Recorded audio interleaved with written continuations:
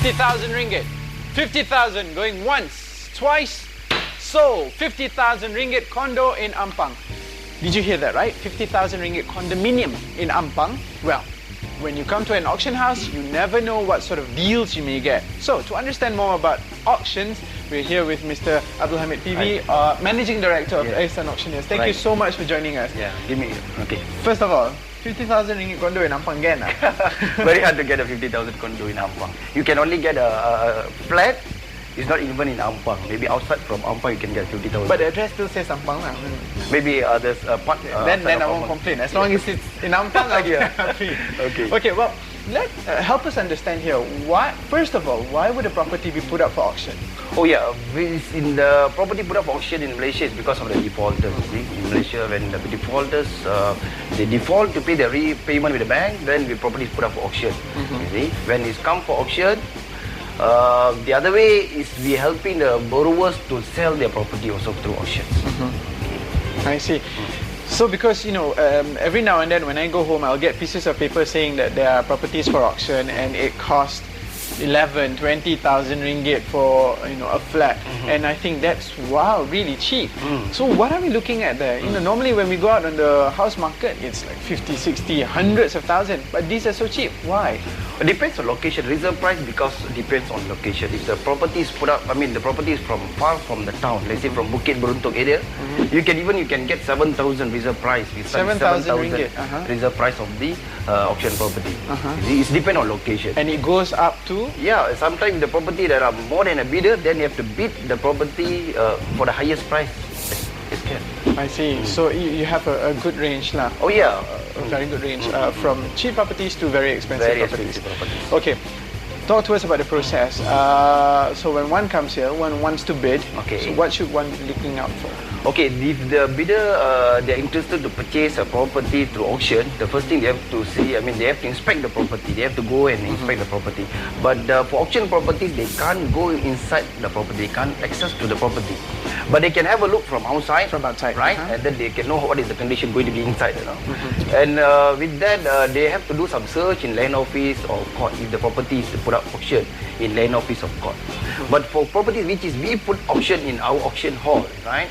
So these people, these bidders, they just call us and get all the info from us. We can email to them, we can call and tell them what is the things on the property. Any indication as to what the insides look like? I know you look from the outside and you self-assess lah. But do you supply the people, your potential buyers with? But we, as I told you, we can't take them inside to the property, right? So from outside, we can have them have a look from outside. Okay, if the property, like any tenant on the property, right? They can have them permission to go inside and have a look. I see. Not even photos or anything like that. No. I see. So it really is in good faith. Oh yeah, hopefully. But most of the auction properties which is we putting up for auctions in the market, it's fair condition. You know, it's mostly it's fair condition. You can't say that very bad condition. In fact, it's bad condition. People are buying up with a lower price, do up, and then they're putting up with the market price. I see. Because a lot of people seem to think that. Have this perception, right? The house on auction, that means it must either have really bad debts or the house is in really bad condition and non-sellable. Yeah, in Malaysia they are thinking like that, but there are people also they're buying auction property, especially the only buying auction properties. And they make millions of auction properties. Right, they buy and then they do up and then they sell again. That's right. And just before we began the show, I had a little chat with Hamid here. And you were telling me that some developers actually sell brand new properties. Oh yeah, because some of the property which is they already purchased from the developer, and then they never service the loan with the bank. And then it's considered as a brand new property. Within 6 months, the property will go for auction. I see. So you're buying a brand new house through auctions. And normally these brand new houses, do they stick to around the market value or do they dip or do they go above? Which is we putting up the auction by the financial institution, we go for the fair market value. But the first auction, of course, we have to go for the fair market value. I see. Okay. Now, so when let's say I come into this auction hall and okay, talk to us about the process. You know, I would have to presumably bring a certain amount of money to put down. You have to bring. And I should know what I want before I come. Oh yeah, you have to study the property and then which financial institutions are putting up auction today. and then you have to buy a bank draft of 5 or 10% for you to entitled for you to bidding the property. So once you come here, you just go to my counter and register with your name and IC number. Register which property you're going to bid and take your seat. We will give you a pedal for you to bid the property, right? And then on the auctioneer, they will call your pedal number and your name, and then we will after you call, then you will start for bidding. If you are the only bidder at that day, you will get with the reserve price. You don't need to bid with others. If you have many bidders, then you have to bid with them. You have to compete with the higher price. And all the bidders are here. There are no phone-in bidders or anything. No. All the bidders are here. Okay. No phone-in bidders. And so 5 to 10% of the reserve price you said, that's to be entitled to bid. Okay. Yes. I bid, you bid, you win. What happens to my 10%? Well, we will return you back. If I win, all the unsuccessful bidders immediately will return back for them the bank draft. I see. So after that, what happens after that? Okay, once you are the successful bidder, you are the successful bidder, the auction will proclaim the property and you are bidded, and then your name will be proclaimed.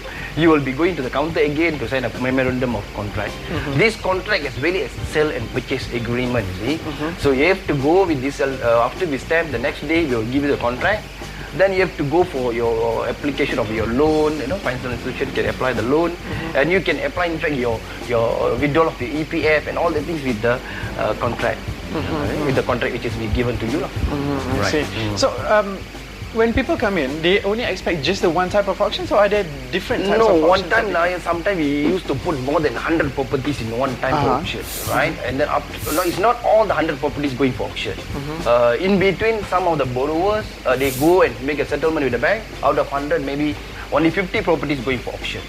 Out of 50, maybe we can sell about 30 properties on that day. It's not all which is we put up for auction can be sold or can be settled by the borrower. So what happens to the properties that are not sold? Okay, which is not sold, normally the financial institution, they will inform us to reduce another 10% from the previous reserve price, and we will put up auction again. I see. So in other words, technically speaking, if I was looking at a condominium in Ampang for 50,000 ringgit, and I was the only bidder, which probably is never going to happen if it's in Ampang, and I look that there's nobody else here interested, if I don't put my hand up, I am almost certain that in the next round it will be cheaper. No, you are talking about a condo 50,000 in Ampang. Okay, I think most probably about 50 bidders will be queuing up for bid. I see. There are properties which we are putting up, commercial properties and all this. More than 20-30 bidders. In fact, one property we put up in Penang, 72 bidders registered with us for bidding at the auction, you see.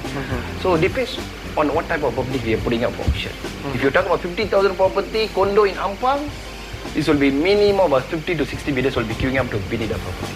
I see. Okay.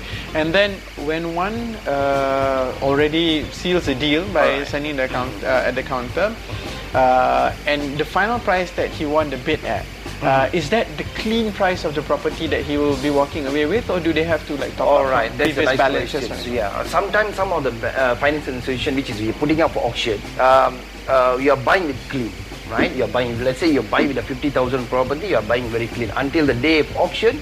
The financial institution, they will settle all the areas on the property. There are 1-2 banks, they say, come on, we are putting up the property very low and we are selling with you the 50,000, but whatever the outstanding, with the developer, you have to bear your own self. There are 1-2 banks that are doing that because they are putting a very low price. I see. Okay, we're almost running out the interview right now. Let's be realistic here. How's the auction market like right now? We just recovered from a property slump. Oh yeah, because it's the market, you can see, now people really want to go in auction properties. Even my marketing side, we are receiving a lot of calls and emails. They want to look especially auction properties certain areas. In Malaysia, people are start to looking on auction properties. They really want to buy auction properties with a reasonable price.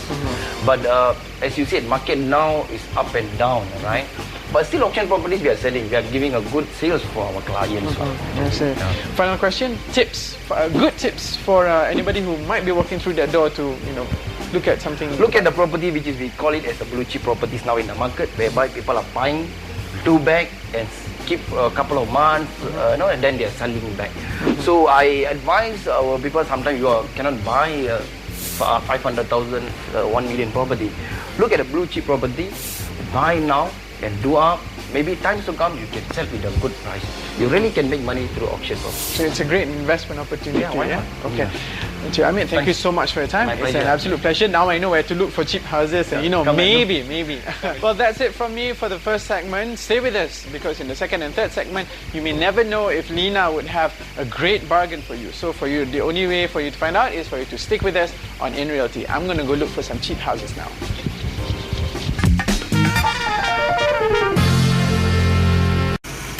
Okay, and we are back. As promised on the earlier segment, I'll be talking to one of the successful bidders right here in the public auction sale. With me today is Mr. William S.F. Wong. He is one of the successful bidders of the hot properties that has been auctioned just now, yeah? So, William, what is it exactly that you do? I'm a full-time property agent, and sometimes I look for the auction property for my regular customer. And how often do you do this, going to auction? It depends on the property. If the location is quite good, then my customer, they will ask to come and bid. Okay, for this particular auction that you've just won over the factory in Kepong, right? Yes. So tell us a little bit, how did you get to know about this Kepong, and how would you know the value, the market value, and the reserve price is gel with each other? The Kepong property demand is quite good. So sometimes you want to buy sub-sale, you cannot get. So today is my client asked me to come and bid this property. So he insists on this property, but they said the limit for me quite a good limit. Okay. So have you achieved your limit? Have you go beyond, or is it just nice? It's slightly higher. Okay. But the property for the future, I think they will going up also. From 630 reserve price, and you bidded it at 800,000, right? 800,000, yeah. So, is it worth it? For the moment, maybe it's slightly higher. I think for the future, then it should be okay. Okay, so the price will going up. comparing the residential property and the factory property, which one has got more demand? Factory more demand in Kepong because the location is quite good. For retail, is also can do there. Okay. And once you've won the auction, so what is next for you? What exactly do you do after this? After this, what are the protocols? We have to arrange the bank loan for my customer. And then that's about it lah. Yeah, that's what it is. Yeah. Okay, and then if there's a property that your client really like but you think that it's not suitable, do you go and say no, this is not right, or you just simply bid also? No. We if not worth to buy, we not encourage. We are not encouraged to people, my client to bid. Okay. All right. So, what is your advice to people out there who is very interested into auction and bidding? What would you say? How do you say to them if they're scared to take the risk? I think those people who come and bid, they have already do some research. Then course, then you're gonna put your money, a lot of money. they have already do their work, research, then come and bid. Okay. All right. Thank you so much, William. Yeah, thank you. Okay, thank you. So that's about it. I hope you are very well informed with this info-packed episode of today's auction. So hope to see you again next week on In Realty.